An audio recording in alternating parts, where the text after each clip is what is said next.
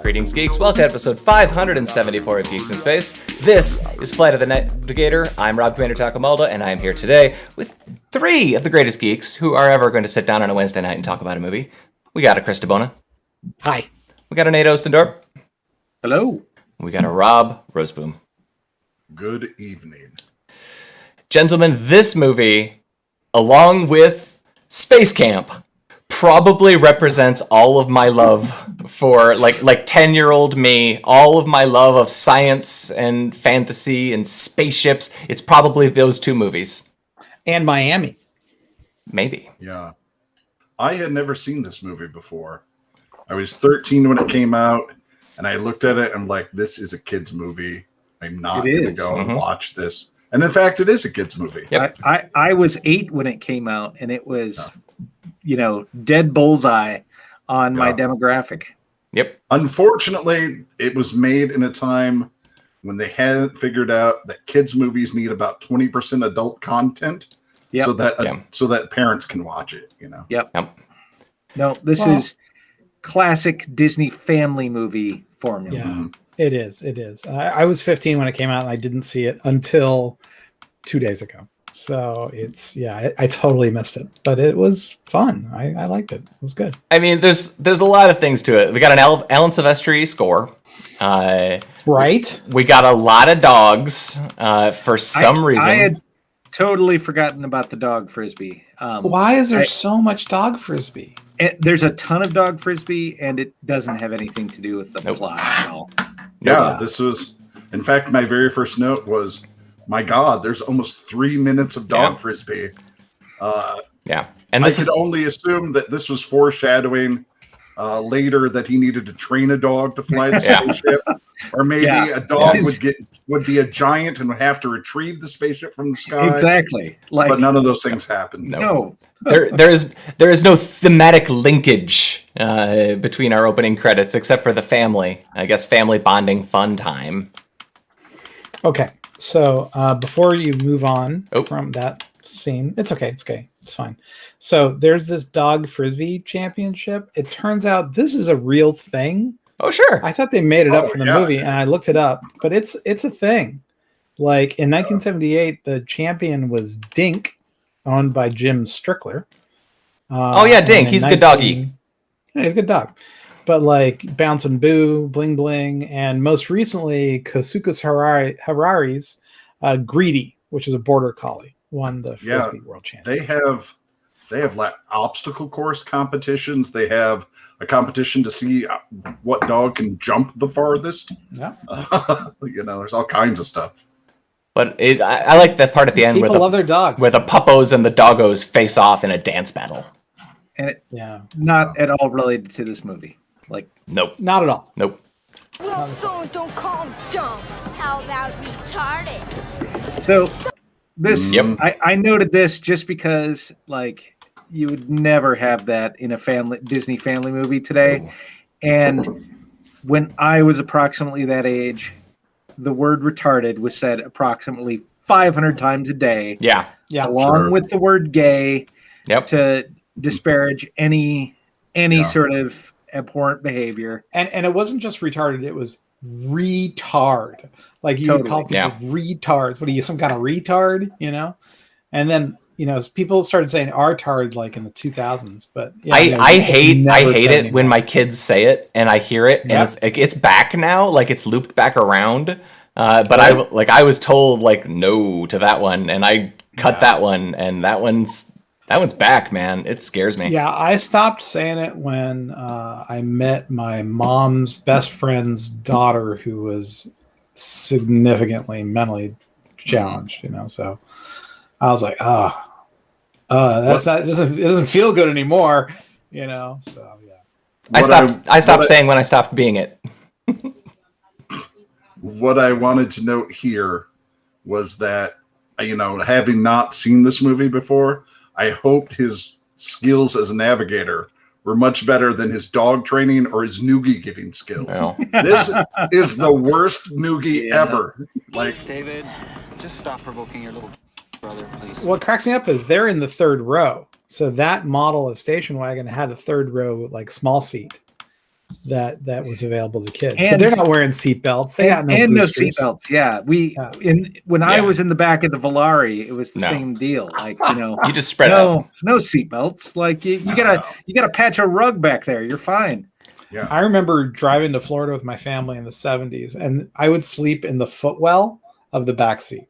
Like that's where you'd go. I can remember riding in the back of my uncle's pickup truck and him routinely slamming on the brakes when someone would stand up to get us all to sit down back there.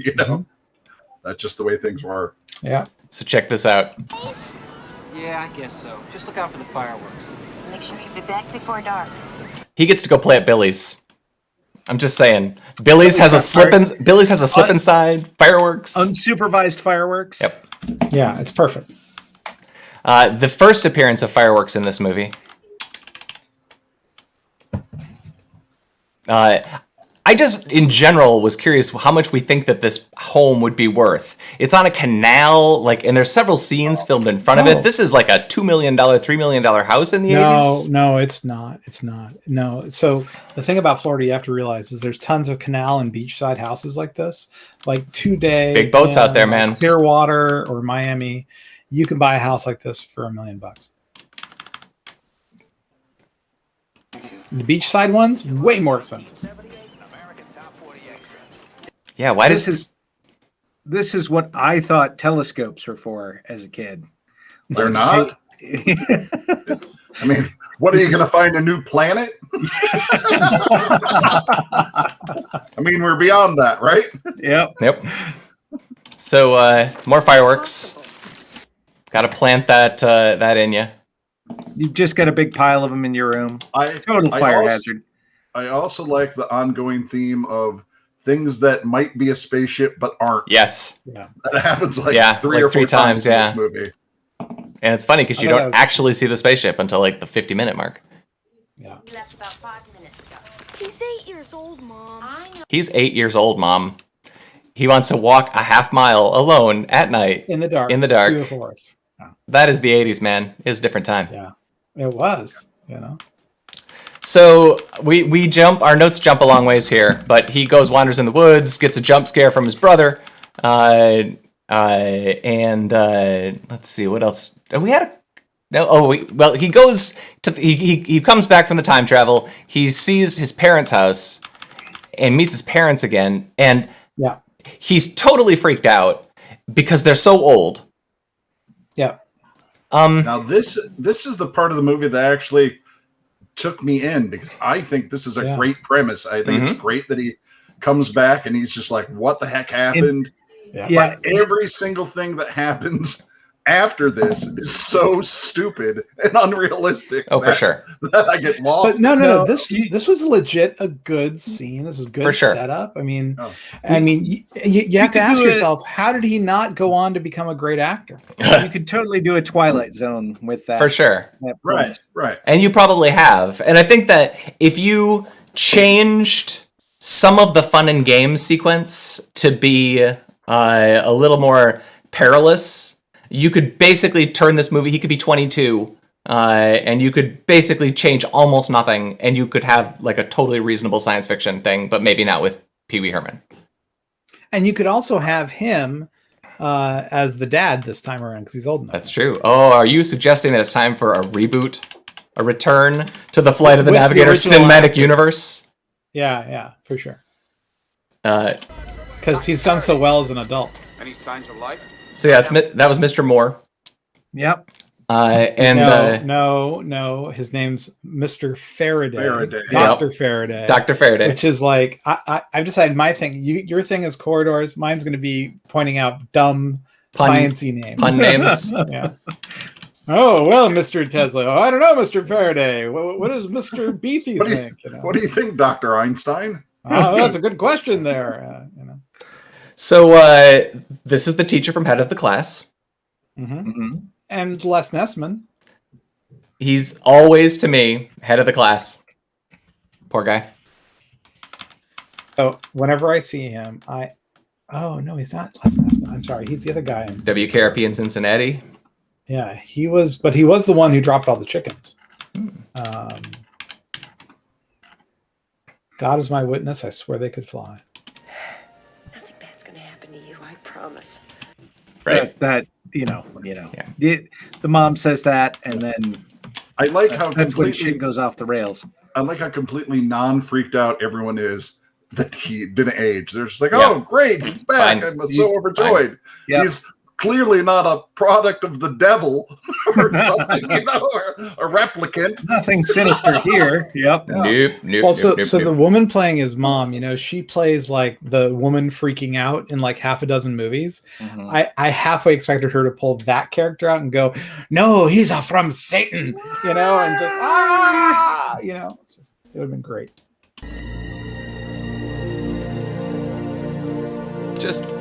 I like that. Nobody, it's a really nicely shot. Don't pay any attention to this. It's a really nicely shot scene, and like it's not shot at NASA. This is like some causeway in like Fort Lauderdale. I did find it funny that NASA was like the big evil federal agency. Like the exact opposite of space people camp. From there, they're just all nerds. Right. Waves are coming in at 12.78 cycles per second. He's communicating. Oh, sorry. Go 2 more seconds. Directly with the computer in binary code. Yeah. Never mind. He's communicating directly with the computer in binary code. Yep, that's fine. Wait. If you go back just a little bit, they say how fast he's communicating, and it's not very fast. Mm-hmm. Not enough for Star Trek. It's like 12 bytes a second. Or custom fonts for alien languages. Yeah, I have some theories about that too. There's some sketchy computer science going on right now. So this was the point in the movie where, I like to think of what can make this movie better or what the twist is going to be. And I thought, wouldn't it be great if it turned out that guy worked for Procter & Gamble and he was just harvesting the universal collagen out of time-traveling children for the newest round of oil of Olay or some other, something like that. That would be a great movie. Yep. That's way better than what I thought you were going to say. I thought you were going to make like a sex offender joke at this point. So I remembered this from when I was a kid. And I remember, especially after he makes his escape, feeling like, oh, he left his toys behind. Like, those have value. Like he lost those. He's clearly an alien. Yep. No, these are his bribes to make him shut up and stay in his room. Now it's time to meet Ralph. Oh no. Also robot, like you got to have terrible robot. Well, and I will say compared to our other 80s kids movie robots, this one's actually kind of realistic with what the robots were kind of like at the time. Yep, that's true. I'll give you that. Well, it was probably just a glorified line follower. I mean, that's what you had back then. It comes with a slightly worse actor. Sarah Jessica Parker. SJP. For those of you who are new to the channel, Rob Malda is not a fan. Not a fan. I will say, this is the movie that introduced me to. Oh, yeah. I went to a concert with some friends last night. Really? My mom took me to see the Bee Gees. I went early. She goes to a Twisted Sister concert. Yeah. I'm not running it for 2 more seconds. We're not gonna take it. Right? Oh no, we ain't gonna take it. I didn't know. I hear that they want to rock. Well, yes. It's true. Are they the ones that fought for their right to party? I don't remember. No, that's the Beastie Boys. Yeah. You're right. I'm sorry. Come on, Chris. I went and saw Poison and David Lee Roth in concert. Okay. So, which is like a STD away from Twisted Sister. Only 4.4 hours, and the rest of us here on Earth would have aged 8 years. Yep. Okay, so the speed of light equation for 560 light years away is not 8 years. Yeah. Let's be clear. Yeah. There's a lot of shenanigans here. I get it. It's fiction, but all I can figure out, they show all those wires. They're getting an analog signal. There's no fonts or anything. They're pumping an analog signal straight out of this kid's brain, and he's projecting these star charts to them. There's no way that any computer in 1986 is doing all this. Yes.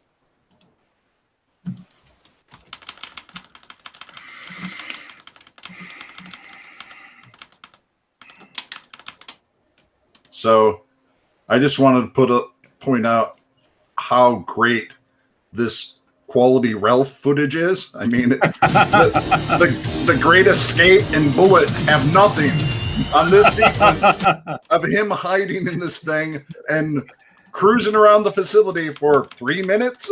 Yeah. I don't know how long. It's a really long time. And the only indication he's in there is there's a separate shot of him looking out through a slit. Yep. Otherwise, it's just that robot going through parking lots and the 80s music. I never liked the stairs. I saw in the credits there was, and in the Wikipedia page there was CG. They're not. That looks drawn to me or painted. Yeah, it on looking at it again, it does not look like CG. I think the CG is mostly space flight superimposed over film.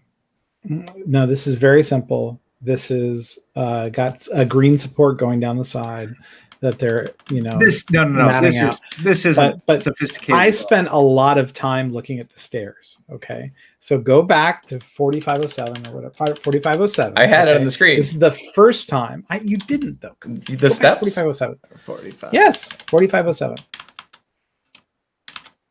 Okay, so this was the first time you saw most of the stairs. It turns out there's 5 stairs.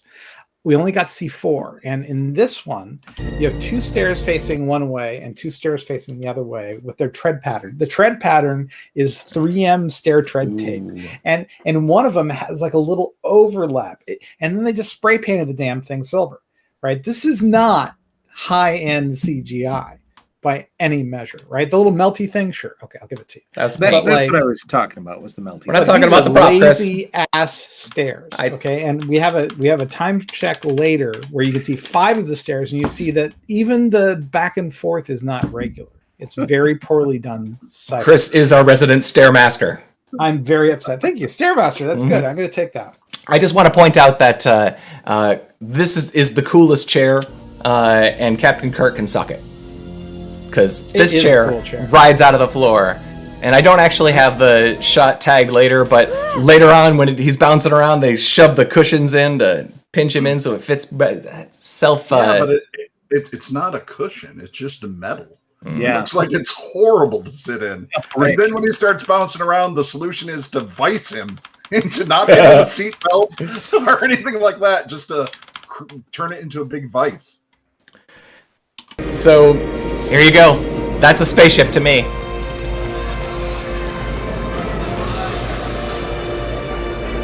If you want an alien spaceship, that's what my mind tells me. Walnut. Yeah, totally. It's like a squash. Like one of those squashes. Like an acorn squash. Yeah. Wow. But then, now we are full-blown fun and games part of the movie. Time to deliver on the premise. We got 25 minutes of silly hijinks, and a whole lot of a kid going, wow, which... Yeah. My 11-year-old daughter also pointed out that this is the point in the movie where there's not any real tension from here on out. Right. Like, it's kind of a joyride. There's no danger, really. It's just kind of... he flies around. I was very disappointed there was no cattle mutilation during this scene here. Yeah, I'm sure that's where we're going to go, but no, nothing. Exactly. I think we're at the other stair scene, by the way. Oh. Don't skip a stair scene. I see now that this is very important. There they are. But I also wrote time to probe the cows. No, you can keep going. Those are, because you can actually see the bar that's holding them up there. But yeah. I need the superior information in your inferior brain to fly this thing. It's a good line. I like that line. Sure. And the serious version of Max, he's got his catchphrases, he's got his compliances and such. Compliance. There's some serious Disney going on. Oh yeah, I mean, look at that. I would have done a lot different stuff if I had a spaceship at 13. Right? I mean, think what he did with a telescope. What do you think he's going to do with a spaceship? I'm not sure if Rob Rosenboom Jr. had a spaceship at 13, we would be here talking about it. I think. Oh, we might be. Yeah. But things would be different outside for sure. It wouldn't be speaking English. That hole through the center of the planet sure would be interesting. What's that? A very unpleasant little creature. What's his problem? He's got a cold. I thought that was. I do too, man. I do too. Slug has a cold and is writhing around in his own mucus. And of course, this guy. What's in here? What the actual? Yeah, that is so bad. I feel like they're like, it's been a while since kids have seen the Mos Eisley Cantina. We can haul that one out. Like, time to make a little menagerie on the spaceship. That they're just in the wall. Like, yeah. Adjustable. They really the production design was not going to be blowing a lot of expenses on that particular sequence. Whoa! This can't be happening. I think I've gotten some stuff out of your head that has nothing to do with navigating this ship. Yeah. You sound just like Pee Wee Hermen. You do. That so they had to have owned Pee Wee's Playhouse at some point or something. I believe they did. I find it weird that he wasn't credited as Paul Rubens. He was credited as Paul Mall. Yeah, like weird, the cigarettes. Yes, like the cigarettes. PAUL. Yeah. Oh. And it ran on CBS. Who produced Pee Wee's Playhouse? Was it actually a Disney spin-out? I don't remember because it would be whoever owned the Big Top Pee Wee, right? Was it a movie before it was a show, or was it a show before it was a movie? No, it was a show before it was a movie. It was CBS, but who produced it? Well, this is for Nate. Rich! She can't take much more of this, Captain. So, I was a third grader who was in love with Star Trek, and like the fact that there was a Star Trek reference in this movie really just cemented it for me. I thought like some writer did that just especially for Nate. That's right, Nate Ostendorp. Yep. Star Trek reference. Rob Malda, almond-shaped shiny spaceship. But to be fair, that I think was an attempt stairs. to put adult stuff in the kids movie because I don't think most kids would have caught it. At that time. Yeah, well, I got some news for you, Nate. We might have been nerds. So yeah. I will say maybe the spaceship in WALL-E was slightly influenced by the for sure. Thing in this. Although I'd rather have Ripley than Pee Wee Hermen any day as my captain voice. So. That's reasonable. All right, so I've labeled this as the copy strike warning montage. Yeah. Pause. But again, there's the RIAA and the MPAA on you all at once. Yeah, I can't handle that kind of pressure. This was a really good montage, though. And then it had this dumb finger puppet. Oh my God. Course, you got to have a Disney critter thing. But you see, this entire scene with him flying around in a spaceship is almost entirely him just sitting around in a big metal chair with a finger puppet and 2 dinner plates. And watching fast-forwarded helicopter footage. Yeah. The big screen. Wait, I want to ask y'all. So I've been on soaring, California soaring and soaring over America a million times at Disneyland, Disney World. This footage looks like it came from that. Could be. Like those footages, they're related, so. No. Just saying. Oh, boy. Oh. This scene, man. This guy, he was my favorite character. Yeah, my favorite character in this movie. This guy. Yep. He's just like, that's a spaceship. There you go. Thank you. Yep. I mean, if a kid lands a spaceship, comes out and asks you for some change, you give them some change, right? Yep. Okay, stop. How many stairs? 5. 5 stairs. Look at the pattern, right? One is a G, one is an inverted G, basically, right? It's like, and it's not consistent. One, then the other. No, you're right. Then the other.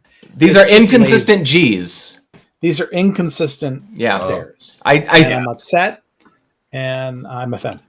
So. I'm surprised they didn't do reshoots. Originally, Chris, I thought maybe you were making too big of a deal about the stairs. Yeah. But having seen this... Now I see the light. Yeah. Doesn't it bother you? More. Bother you. I wish I was kidding, but it really does. Like a lot. I would have had to flip 2 of them. Like clearly someone over there looked at that and thought, hey. A cameraman looked through a lens for like 3 minutes and framed that shot, right? And said, it's good enough. That breaks down the problems with the Disney era of movies. They were good enough. Herbie, it was good enough. Good enough. You know? So here's our next fireworks scene. Escape from Witch Mountain? Sure, whatever. I actually like to think that those are the same fireworks from the first scene. They've just been sitting in a box. And since they moved his entire room with him so that he would have a place to come. Because, the mom's distraught.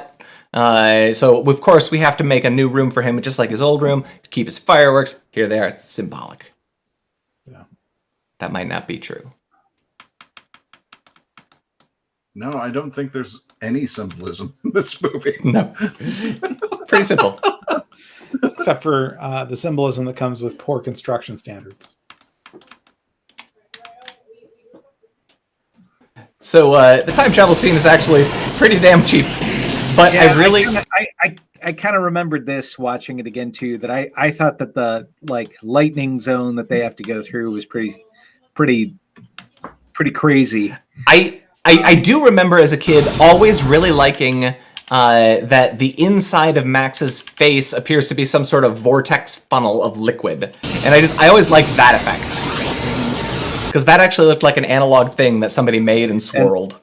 And most of the time, it's very obvious that his face is just LEDs. Or whatever the. They clearly substituted it or something. Yeah.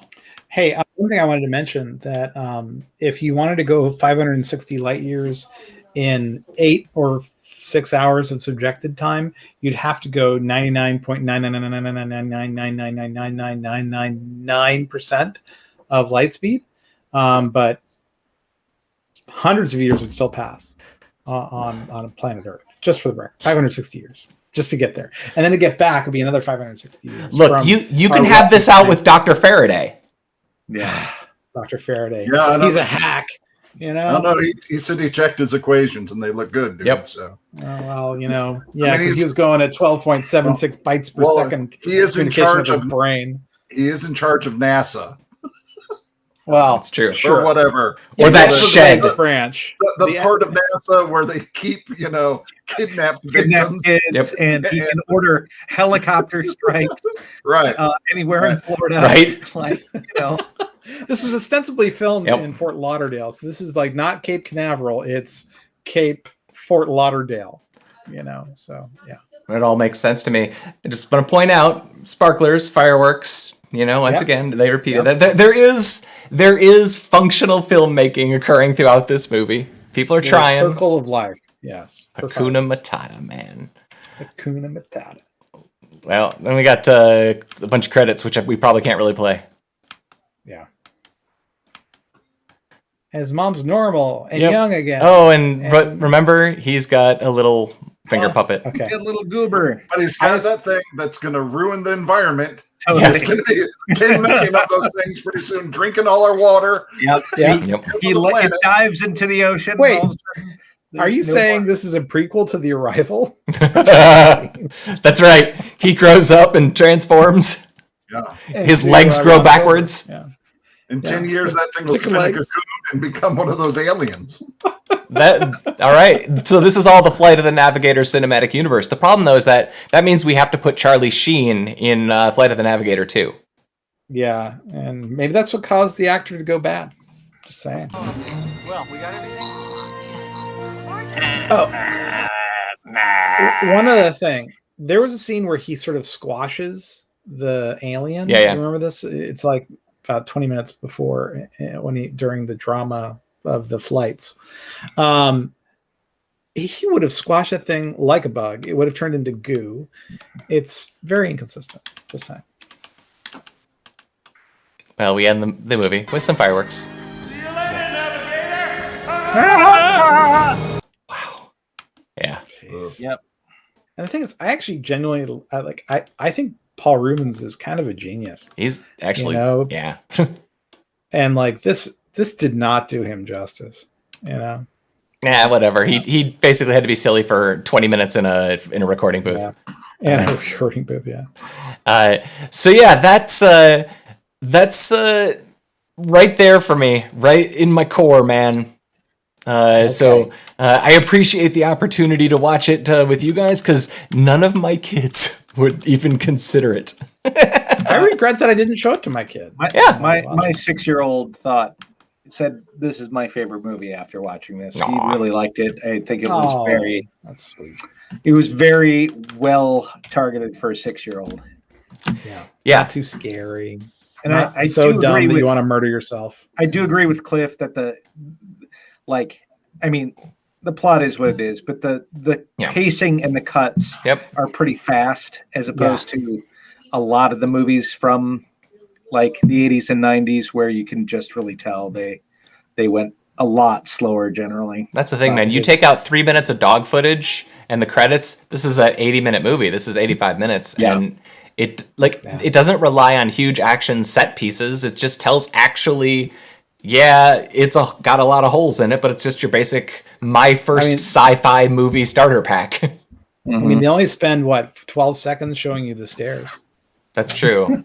The guy could have turned around. It just turned around one of them. Just turn around. If he would have turned one around, they would have alternated. Then no problem. No, they still needed to.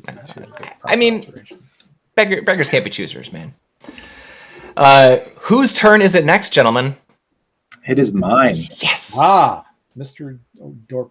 What do we got in store for us, sir?